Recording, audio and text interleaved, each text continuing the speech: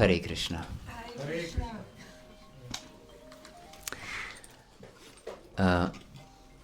Approximately 3,500 years ago, there was a very special time in Egypt. And it was a time that the people of these Hebrew people were in slavery in Egypt. And they wanted to be free, which is natural for a human being to want to be free. Actually, the Pharaoh put him in slavery, and he was afraid because there were quite many of these Hebrew people, and so he killed also the boys that were born in this community. And so when Moses was born, he was put by his mother, because she was afraid that the child will be killed. She was put in a basket, and she put basket in the river Nile, and then the child was found by the Pharaoh's daughter, and she took it for herself, and she raised it as her own son. So this Moses was on the Pharaoh's court. And then one time, this Moses, he saw how one is severely beating one Hebrew, and in the rage he killed him. And he was afraid what will happen to him, and he escaped in some wilderness. And then God spoke to him, and he said, please take my people out of this slavery in Egypt into the promised land. And so he came, Moses, he came to Pharaoh, and he said, release my people. Release my people. It's God's commandment. And Pharaoh considered, who are you to command me? I'm the emperor of the whole world. And you're nothing, and you come to me and demand something from me. This cannot go. So forget it. But Moses warned him, it can have dire consequences if you don't follow the Lord's order. And it was true. It happened like this. First, then God sent 10 kinds of miseries over the whole Egypt. Yes. The first, sorry? She said 7. 7? Yeah. I don't know. I think it was 10. Okay. And, So then? 7. According to some estimation, it was 10. But okay, let it be 7. Enough. Tell us about the 10. First, he turned old water into blood. Yeah. Yes. It is heavy thing. Can you imagine? I have water here, and I want to drink, and suddenly I notice it's all blood. Disgusting.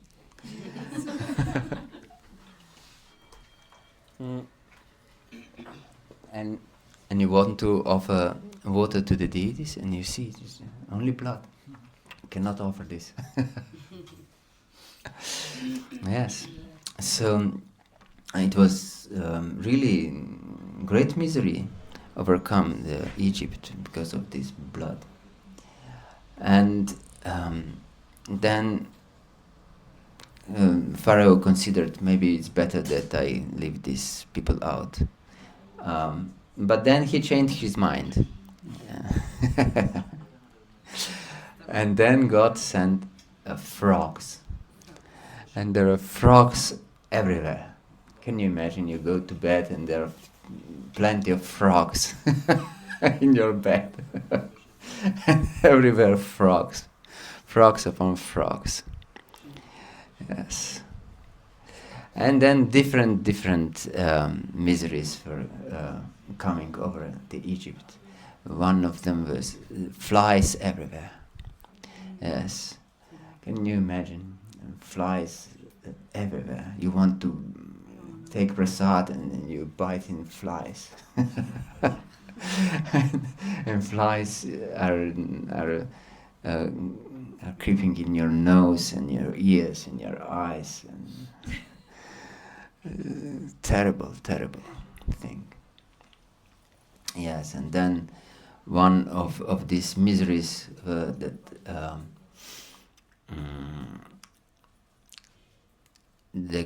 came these grasshoppers or locusts is the right expression for this kind. They come in like a big cloud and they eat everything. Yes, to the ground, everything. Hare Krishna. All crops were eaten by these locusts. Yes. And still Pharaoh didn't release the people of Hebrew. And then it happened, amongst other things, that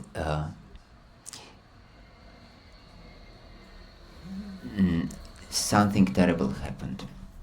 And Lord said, if Pharaoh will not release people, I will kill all firstborn. Yes, all firstborn. And I will skip those houses that will be smeared with firstborn lamb, of blood of the firstborn lamb. And in other houses I will kill all firstborn children. How many of you are firstborn? Oh, quite many. You just can imagine. You'll be the one taken away. Yes, and it happened like this, including the son of Pharaoh. He was also killed. Yes, and then this was enough, and Pharaoh let the people of Hebrew go. And but when they already gone, he changed his mind and he started to pursue them. Yes, he wanted to get them back because he wanted to have some workers, some slaves to do the work. And he wanted to kill them. He came with all the army and yes, he wanted them back, basically. He said he was angry because they took his son. So Yes. he wanted revenge. No? He let them go because his son was killed, and he was afraid what will happen next, the next time on the schedule. So then God created a miracle and parted the Red Sea, and the people of Hebrew went through this sea. And when this great army came of Pharaoh, the sea came back and killed everyone. Hare Krishna.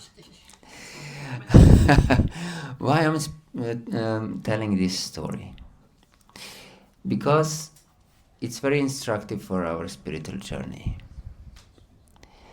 If we want to go on spiritual quest, we have to go out of the slavery.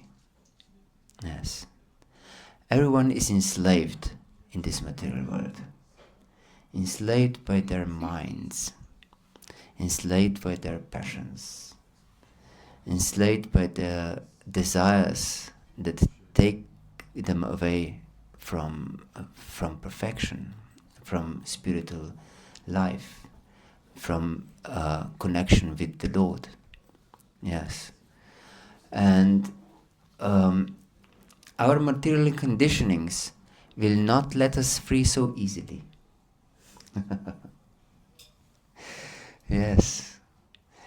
And Arjuna was also faced by his material conditionings in the battle of Kurukshetra. Yes, it's explained this in Bhagavad-Gita, the most profound book of wisdom of the East. Yes, for those who don't know. It's Bhagavad-Gita means the Lord's song. Yes, and they have it here. So, yes, we'll be trapped and kept in slavery for the all eternity if we don't strive for to get free, to get out of this slavery. And the mind, who is like Pharaoh, will keep us back. Yes. And if we are sincere, of course, we have to be sincere that we want to get out of slavery. Otherwise, we'll remain in slavery forever. If we are not sincerely striving to get out of this slavery. Because we should know one secret. That spirit is free by its own nature. Yes, spirit is free. But material conditionings are keeping us here in these conditions of life.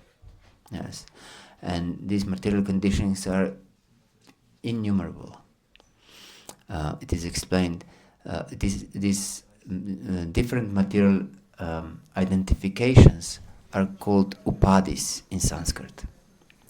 And then we identify with so many different things. I'm a man, I'm a woman, I'm young, I'm old, I'm black, I'm white, I'm Christian, I'm Hindu, I'm Hare Krishna, I'm this, I'm that. But all these things apply only to the body, gross body and subtle body, and have nothing to do with our soul, with who we really are. Yes. We are eternal spirit soul, yes, which is beyond all these material designations. So, first thing is that one should understand that his spirit spark, spirit soul, the part of God, and that he wants to achieve this connection with the Lord. And this connection in Sanskrit is called yoga. Yoga is this connection. And we want to achieve this connection with the Lord if we are sincere, if sincerely strive for perfection. And so,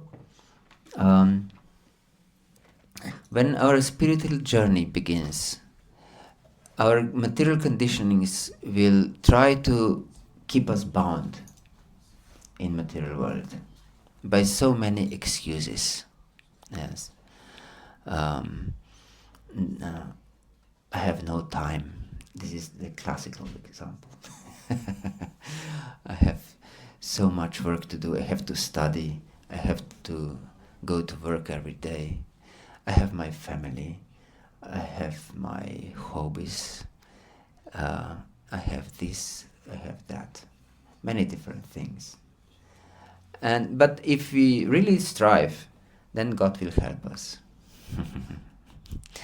And He may kill some of these our attachments also. but we should know that this is for our benefit. Yes. So reversals may come in our life, but all these reversals are like just stepping stones towards perfection. Yes. So we should embrace reversals, even though they may seem very, very unpleasant, but they're helpful for our progress. Of course, we should be quite advanced, that we know that this everything that we encounter in this life, even if it is not pleasant for our senses, that is for our benefit. But it's good to hear about it, at least, that we can understand, and we try to proceed. And then what happened with these people of Hebrew? They entered into white desert, and God sent them manna every day. This was some bread. So he sent them basically food every day. But not everyone was satisfied with this manna. And they started to complain. Every day this manna, only this manna. But in Egypt, there were pots full of meat. We want meat. But here only this manna, and this manna was like some kind of bread. And then something happened. The Lord sent big wind, and the birds came with this wind, and they were falling from the sky. And those who ate them, they all died. Very interesting, isn't it? So yes, if we want to be enslaved, God will help us become enslaved again. He will kill our freedom. Yes, and we can remain in slavery forever. Yes. But other people, who didn't eat this meat or these birds, were roaming around this white desert for 40 years. Can you imagine? If you would just walk half a kilometer in proper direction a day, this is nothing, actually. Half a kilometer is nothing. But they would reach destination sooner than in 1 year, I believe. But still, they were roaming around this desert for 40 years. Yes. So many of these people didn't reach the promised land. They died before because of old age. And even Moses himself, he didn't live so long to get out of the desert. So it is another instruction for us that if we are not really determined in proper direction, we may wander in some intermediate space, we can say, between spirit and matter for 40 years. And actually it's desert, because we can't taste material life anymore, because we have left material life. And we can't taste spiritual life either, because we haven't really entered, because we are not determined enough to really enter the spiritual life. So it can be like a desert for a long time. Um, so it's very important to go deep, not to stay on the surface, whatever we do. Yes, we should go deep and with all our heart. Otherwise, if we just scratch the surface, where we can go, how deep we can go, how really we can connect. Yes, then we'll stay on the surface for a very long time, maybe for the rest of the eternity. Yes. But we should know that this, then one may think, then it's easier to become enslaved, isn't it? But slavery is never pleasant. As I mentioned at the beginning, you're beaten severely for every mistake. Yes. The world of slavery is this is a surprise for those who haven't heard this before. The world of slavery is world of justice. Yes. Why is this world of justice? Yes, this world in which we live, this material world, is world of the law of karma. And law of karma is generally accepted by everyone, actually. There are so many proverbs that prove this law of karma.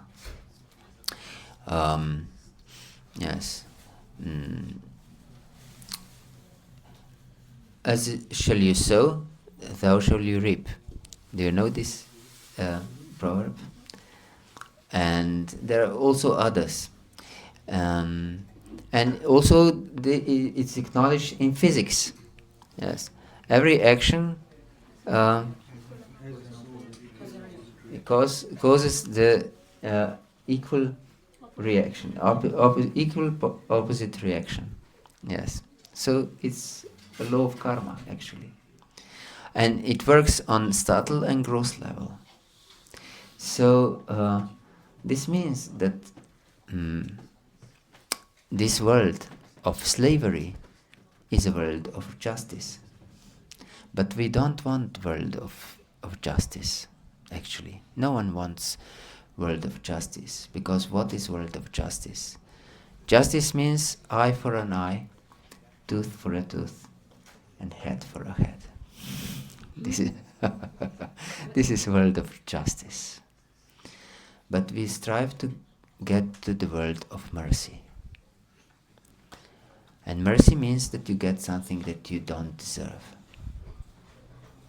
Yes, and love is beyond justice. The world of love is beyond justice. Especially true love, unconditional love, is beyond justice. And we all strive for love. Love is the only thing that one satisfies one's heart. Everything else is just misery. Just, you can imagine, you can have everything in this world. Every possible enjoyment. Every possible thing that you think that it will bring you happiness. You can go everywhere you want. But if you don't love anyone, and no one loves you, you're utterly miserable. Isn't it true? Yes. So this is most basic need, is to love and to be loved. Yes. You can love yourself and be happy too. Definitely you can love yourself. But first you have to discover who you are. Yes. As long as you think I'm anything of this world, As I explained before, I'm a man or a woman, young, old, yes, white, black, a human being, or a dog, or a cat. As long as I think in these terms, I don't know who I am. And it's not possible to love ourselves in this condition. Then we love something that we are not. We love our what we identify with. And we love our body. And this is usual condition. We love our body. And we care very diligently for our body. Because we are grossly in love with our body. And yes, we actually serve our body. And service is expression of love. But the problem is that this kind of love will utterly disappoint us, because our body will dwindle away and we'll lose it. And more we are attached to something of this world, more we will suffer when we lose it. Krishna says in 5th chapter of Bhagavad-gita, Yehi sansparshatra bhoga dukkha yona evati adyantavantah kontena teshuramati buddha.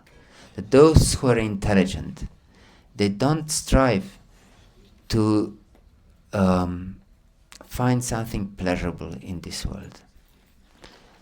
Because whatever makes us happy in this world, this very thing will bring us misery.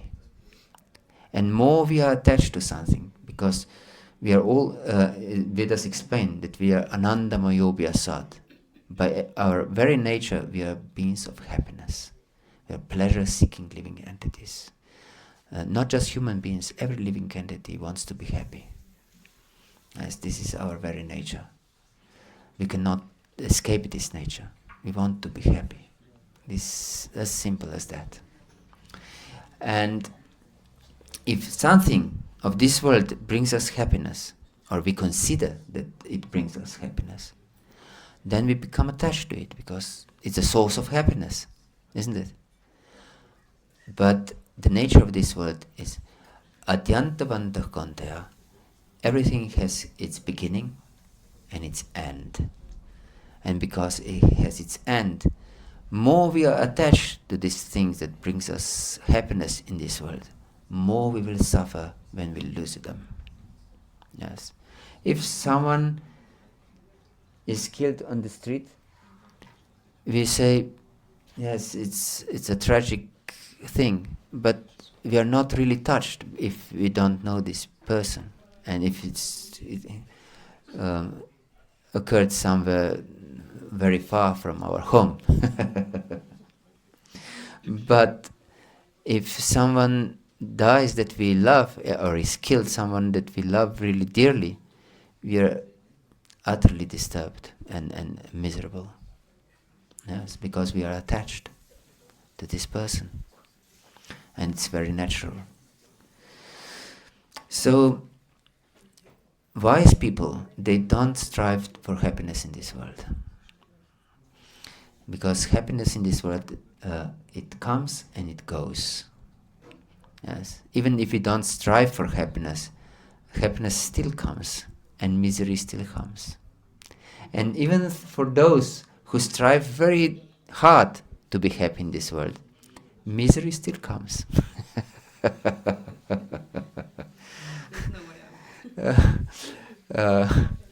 It is explained in the 7th canto of Srimad Bhagavatam. Sukhaya dukkha mokshaya sankalpaiha karmina. Sadapnoti khaya dukkham anikhaya sukhavrita. It's a very interesting verse. It says that those who are materialistic people, their sankalpa, sankalpa means great determination, their vow. Their vow is, I will achieve happiness. Their great determination, I will achieve happiness. And I will be free from misery. Yes. Sukhaya, dukkha mokshaya. Moksha means to be free, and dukkha means suffering. I will be free from all suffering, and I will achieve happiness. But the result is sada pnoti khaya dukkham. Always gets just misery. Yes. We should know this is world of misery. In Slovene we have expression. um, it's a valley of tears. I don't know if you have such expression in German, that something is valley of tears. Yes, this material world is a valley of tears. Yeah. Everyone cries. And more we think that this world will brings us happiness, and more we strive for this material kind of happiness, more we suffer. So the wise try to connect with the absolute. Yes, this is the process. The process is connection. Connection. We want to develop unlimited love. Yes, and unlimited love is possible only for the unlimited. Otherwise, if we don't develop love for the unlimited, then our love is limited, isn't it? And if our love is limited, then there is something beyond the limits of our love, isn't it? Yes, and if something is beyond the limits of our love, that means we don't love this thing.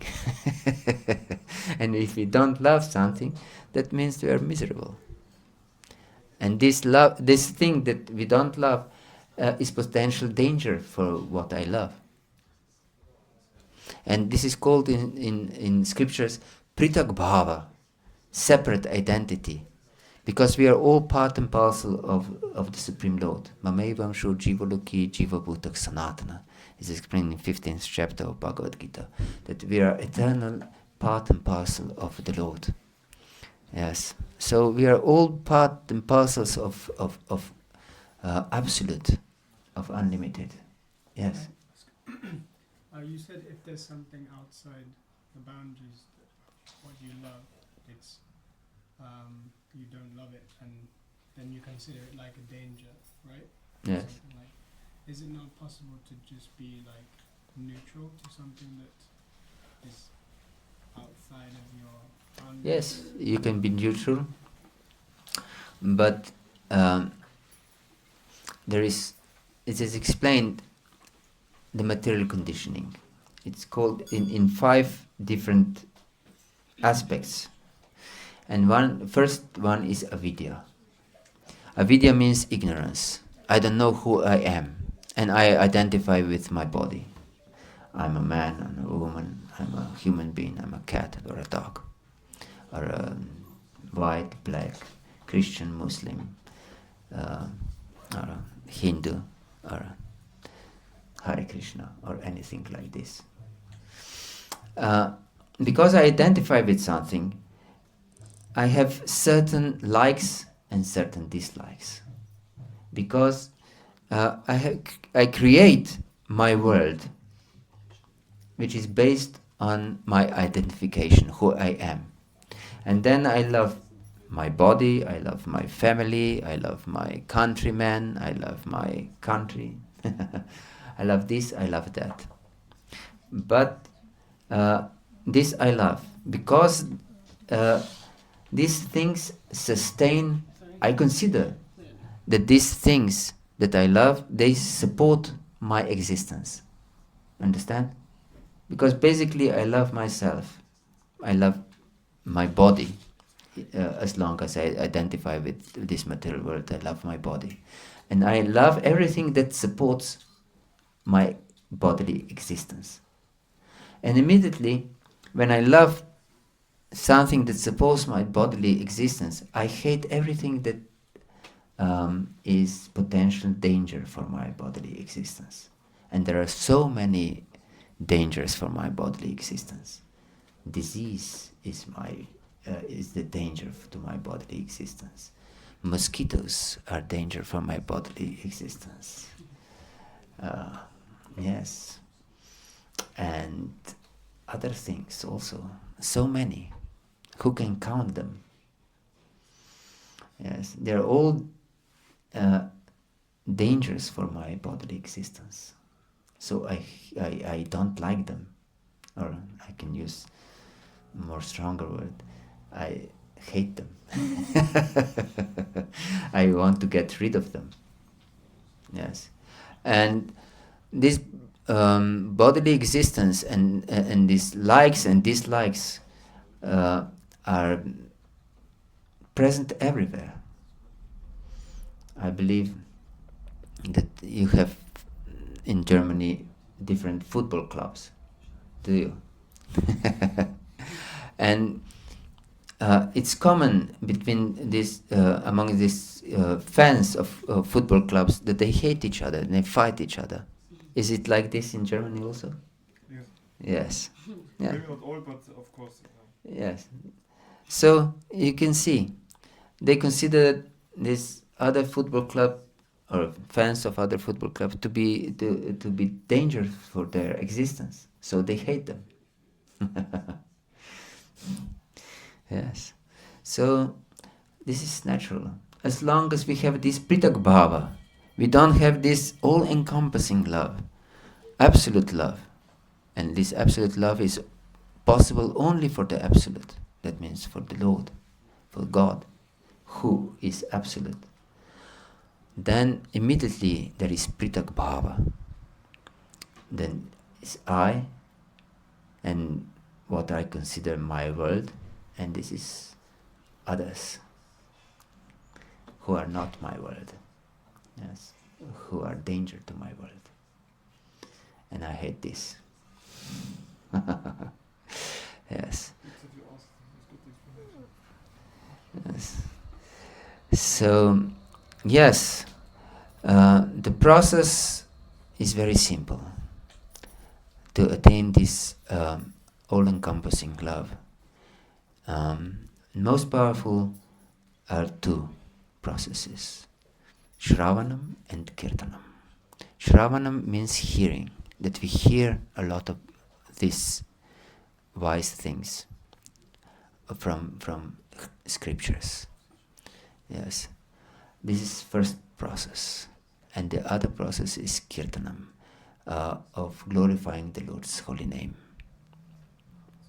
And before we started the class, it was we were glorifying the Lord's holy name, and after we will finish the class, we will again glorify the Lord's holy name.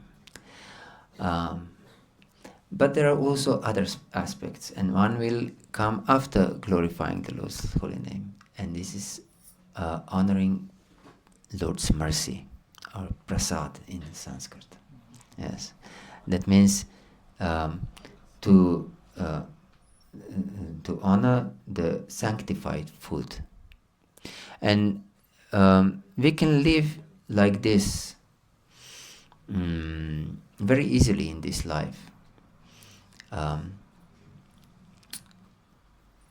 And practically speaking, how we can connect every day to the Lord. First thing in the morning when we wake up, even before we go out of the bed, we can think of the Lord and we can say, please accept this day. I'm offering it to you. I completely dedicate my life of this day to you. And then every food we take, we can pray in the same thing, in the same way. Lord, please accept this food. Let it be for your pleasure. Yes. And since Lord is all pure, Om apavitrah pavitrova sarvavastangatopiva yaksmarit pundarikaksham sabbahyabhyantara shuchi. The Lord is all pure, is compared like a sun. Sun shines also on the most filthy things and get them purified. Yes, And by sunshine, things can become sterilized, even if they're contagious. But sun itself doesn't get polluted by these contagious things. So the Lord is the same, is completely pure, and when one comes in the contact with the Lord, in whatever way, is getting purified. Yes, this contact with the Lord purifies one's existence. So it's so important to connect with the Lord all the time, actually, 24 hours a day. The most easy process is to chant this mantra: Hare Krishna, Krishna Krishna, Hare Hare, Hare Rama, Rama Rama, Hare Hare. Yes, this is the most easy and sublime process. It's composed of Lord's holy names. And this process is not something sectarian. It is actually in every spiritual tradition, bona fide spiritual tradition. Lord Jesus also said, "Hallowed be thy name." And King Solomon, it is mentioned in Old Testament, those who call upon the name of the Lord, they will be saved. Yes. And in Islam, they have 99 names of Allah, and they call upon them. And also in Buddhist tradition, they call upon the names of Buddha. So we can see it's a universal process for this age, and we can connect with those names very easily throughout the day. But for the beginning, it's very good that we offer our day in the morning, that we offer our food. Every day we eat some food. So we can offer whatever we eat to the Lord. And then we do some work. Everyone has to perform some work. Lord Krishna even says in 3rd chapter of Bhagavata-gita, Nahi kashit kshanamapi jatutishtatya karmakrit karate havasha karma sarva prakriti jarguna. That one cannot be inactive even for a moment. Yes, even sitting or sleeping is a certain action involved. Yes, and this action should be offered to the Lord. Yes, and if we are sincere, and if we go deep in our pursuance of this spiritual consciousness, then we'll taste the utmost pleasure. Because love means pleasure. If you love someone and you make someone who you love really happy, this is the ultimate happiness. Hare Krishna. Is there any question or comment? Yes. Hare Krishna, thank you very much for your lecture. And you spoke about the people who went through the desert, and you spoke about the dilemma. They lost the material life, and they are not yet on the goal, on the spiritual life.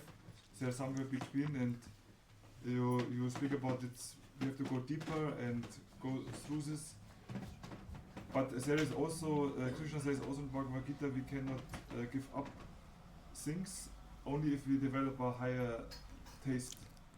Yes. So it means this to develop this taste that we have to make this endeavor, or that this taste is coming to us and it will be very easy that we can get rid of these material things. It's both. There is a story of how Mother Yashoda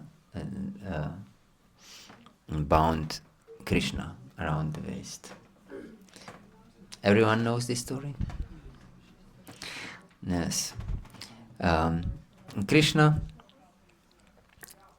or the Supreme Absolute Truth, came to this world as a little boy.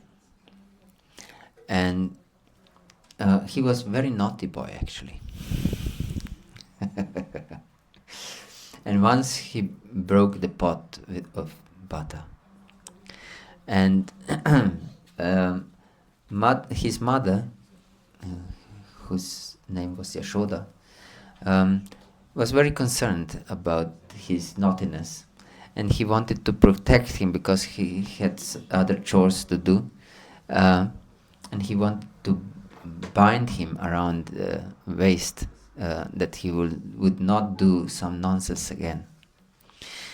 And it is explained that the greatest of yogis cannot reach Krishna, cannot reach God by their own endeavor, even if they pursued the Lord for hundreds of lifetimes. But Mother Yashoda caught him running behind him and then she tried to bind him. But the Lord didn't like to be bound. So the rope by which Mother Yashoda wanted to bind Krishna was 2 fingers too short.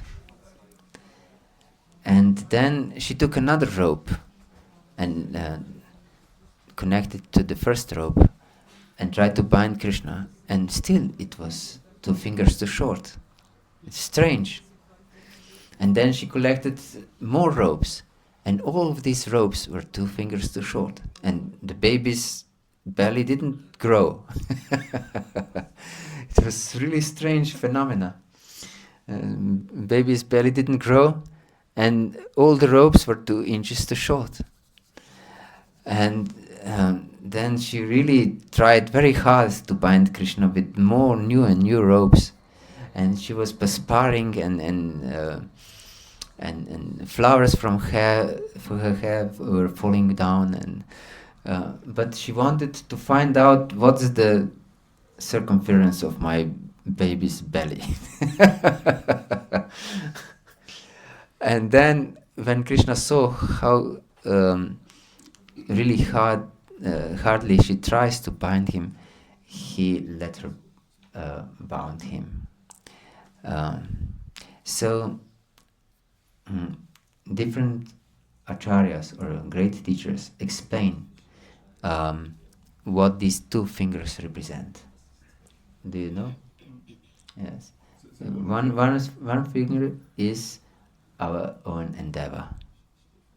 If we want bound the Lord in our heart, first thing that is needed is our sincere endeavor with all our heart. And the second finger, because it's not in our power to bind the Lord, the second finger is Krishna's mercy. Yes. But He will not give us mercy if we don't strive for mercy. Yes. If we are lazy. Yes. If we are lazy to turn the pot in the direction of the flow of mercy, no mercy will go into the pot. It's so easy to understand. So we have to endeavor and turn our heart in such a way that it will receive the flow of mercy. Yes. And this turning the heart in the way that it will receive the flow of mercy is what I'm explaining, that we dedicate our day to the Lord in the morning, that we chant the holy names throughout the day when possible, that we offer our food to the Lord, yes, that we offer our activities, our work to the Lord. It's very easy actually. Nothing that there must be changed so much. No, we just add the Lord in our life and everything becomes perfect. Hare Krishna. And then the Lord will become bound. helplessly bound in our heart. Any other question or comment or doubt? Yes, please. Hare Krishna Prabhuji. I have one small question. Like you just now told us, dedicating our every activities to Krishna. So especially when we are being in like a software developer or software engineer, mostly Yes. working on computers in the office. So how can we dedicate like those time or activities for Krishna? Yes, it's easy. You just pray for Krishna. Please, Krishna, accept this work of mine. I'm a computer developer, and I do these computers and so on, and programs, or I don't know what you do. Please accept this and sanctify it. Let it be for your pleasure. And then I also use my money for this purpose, to support this mission of spreading the Krishna consciousness. Yes, to everyone, because it's the most beneficial welfare work, actually, that liberates everyone from the clutches of death. Because as long as we don't develop this God consciousness, we are in the clutches of death. And if we don't help those who are near and dear to us, we let them be in the clutches of death. And if we don't strive for spiritual perfection, we remain lying in the clutches of death. Yes, Hare Krishna. Yes. Anything else? Yes, please. Hare Krishna Prabhuji. How do we, you said like we should try to see Krishna in everybody on this earth. How should we achieve this? Because there are people with different level of consciousness. Some are at a very high level, but some are also at very low level. How do I manifest looking Krishna in everyone? Yes. Very good question. Thank you. We should understand that every living entity is Tatashta Shakti. Shakti means potency, energy, and Tatashta means marginal potency. That means living entities are not independent energy. They are either under the influence of spiritual energy or under the influence of material energy. And when people are engrossed, or other living entities are engrossed in material consciousness, that means they're they're not connected with spiritual energy at all. But we still can see that there are living entities, and life itself is spirit, and spirit is part of the Lord. Even matter is part of the Lord, is Lord's energy, one of the Lord's energies. So you can develop such consciousness by this process that I have just mentioned, by remembering the Lord, by hearing about the Lord. I mentioned hearing at the beginning. Hearing is extremely important, because without proper hearing or reading about this knowledge, we cannot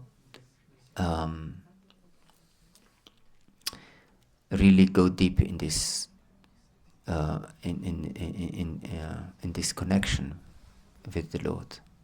We'll just stay on the surface for some time, and then we'll lose connection if we don't keep in touch with this knowledge. This scientific spiritual knowledge is explained in these books. Yes. So we should read them daily and hear about this knowledge from those who have them,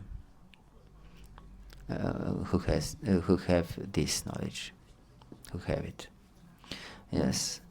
Then we can have proper vision, and it is called in Sanskrit Shastra Chakshu. And what does it mean? Shastra means scriptures, and Chakshu means eyes. Yes, so we see the world through the eyes of Shastra, of the Holy Scriptures, and then we see everything in absolute perspective, not some relative perspective that is ordinary for living entities, but we get absolute perspective, and that is needed, that we can perceive the Lord in everyone. But that doesn't mean that we behave in the same way to every living entity. We don't. For example, we behave to a cow in a certain manner. We gave a bunch of grass, we brush it, or we scratch its neck, her neck. This is proper way to deal with a cow, and cow is very satisfied with such a dealing. Yes, but if we invite one elevated personality to our home for lunch, and we gave him a bunch of grass, and we scratch his neck, it would be an offense, isn't it? Yes. So although we can see the same spiritual existence in every living entity, we still consider also different conditionings and behave accordingly. Yes. But this will be very clear if we hear properly, if we read these holy scriptures every day. Yes, please. Yeah, so I think like by reading and listening to these things, it's like kind of accepted by the mind and brain, maybe not the heart, and maybe we don't experience it like real in the first experience. But what is your opinion about like psilocybin or like I don't know, like these medicinal kind of like natural medications that would also help to really open the heart and really connect with the. This was very much experimented in 60s and 70s of previous century. And there were even movements that were convinced that these different aids, different medicines, different drugs can broaden our perception and our heart. But in these scriptures, in Vedic scriptures, it is explained this is another kind of illusion snare. Do you know what is snare? It's like trap. A trap. Do you know what is trap? It's a trap of illusion. Actually, spirit is beyond anything material. And our soul is completely it's completely not dependent on anything material. And the Lord also is not dependent on anything material. So the most important is to connect on the level of the soul, not on the level of some material conditionings. Because what these medicines can do, they can just provoke some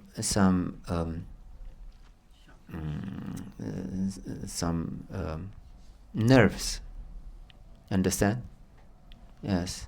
And then we experience something, and when this effect of these medicines subside, then we don't experience again anything. But Srila Prabhupada said, stay high forever. Stay high forever. This is our policy. Not to get down even for a moment. Yes, stay high forever. And this can be done only if we really connect on the level of the soul. And this knowledge should go also in our heart, not to stay just on the mental platform. Should go into our heart. And then when we chant the Lord's holy names, we should pray from our heart. Please, Lord, accept me. Please help me that I connect with you. I only want to love you. I only want to be with you. Yes. Hare Krishna. And if we pray like this with all our heart will open. Of course, it is not so easy, because if one is not born in such spiritual environment, it's not so easy to open the heart, because what is in our heart, we have received it from our mothers when we were babies. Yes. Yes, in the womb. And whatever goes with our mother's milk into ourselves, this stays forever in our heart. And if it is spiritual existence, then the spiritual existence will be in our heart. If it is material consciousness, it will be very difficult to get out this material consciousness from our heart. But bhakti is paramasvatantra. That means it's ultimately independent. That means that it has the power to open our heart. It has the power to completely eradicate all material consciousness. It is called Shri Krishna Akarshini. It's so powerful that it attracts the all-attractive one. The all-attractive one is God, is the Lord. And bhakti, or this love, unconditional love for the Lord, and service to the Lord, is so powerful that it conquers, as we just said before, that we can bound the Lord in our heart, conquers the unconquerable one. Therefore, it is more powerful than the Lord himself. Yes. So, you should be careful. You're playing with most powerful thing in existence. It's so scary. No, it's not scary. It's actually brings us the highest possible happiness. Yes. Anything else? Yes, please. Prabhu, I want to know, why are we here in this tier of land? In this Tier of land. Valley of Tears. Valley of Yes, very good question. Because we want to be the Lord.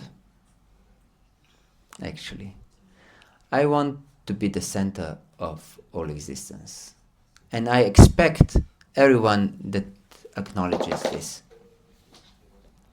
Understand? I want to be the Lord. Everyone should behave for my pleasure. And therefore there is so much conflict in this world, because everyone wants to be in the center, but others don't agree that you are in the center. They want to be in the center. So there is conflict between husbands and wives, conflict between friends, conflict between teachers and students, conflict between government and citizens, conflict with so many conflicts. Even if you take, I give this example many times, if you take a drop of blood and you look under the microscope, you can see that there are different particles in war with each other. So, conflict on every level of existence. Because everyone wants to be in the center. And there is only one place in the center. And Prabhupada gives very good example. If we throw stones into the water in a still lake, and if we throw them in different places, there are waves around every stone. And when these waves collide, they destroy each other. But when we are throwing stones in one single point, then the waves go harmonically outside, very nicely. So if we put the Lord in the center, then everyone can live in harmony. But if we put ourselves in the center, then there are innumerable centers. And therefore there is conflict. So the problem is that we are in this world because we want to be in the center. And it is explained, this is like a prison house. Because, yes, but the problem is that we are voluntarily living in prison. And therefore we have these lectures and try to teach people how to get out of this prison. Yes, because everyone can go out of this prison, no problem. But only thing that keeps us here is our ignorance, what is for our benefit. Yes. Even though one theoretically can know, but still he will say, I don't have time for my spiritual life. Yes, I have met many such people, even in such devotional surroundings. They say, I have hectic life. I cannot devote myself properly to spiritual life. Yes, this is voluntarily staying in prison. Yes, if we would realize that this life is a witch which wants to kill me and devour me, we will run away. But as long as we don't realize it, we think it's normal, good life. Yes, there are a few miseries here and there, but what to do? It's life. No, we don't realize actually. It's a bloodthirsty bitch. Yes, it will just kill us with great pleasure. Yes. So we have free choice. We can stay here or go out. And going out is the only one solution to connect with the Lord, with this process of Krishna consciousness, of calling upon the Lord's name by hearing this philosophy and dedicating our day, every day, to the Lord in all our activities. Yes. Hare Krishna. I think it's time to end. Thank you very much for your attention. Srila Prabhupada ki jai, Gaura Bhakta Vrinda ki jai, Nitai Gaur Premanandi. Please accept.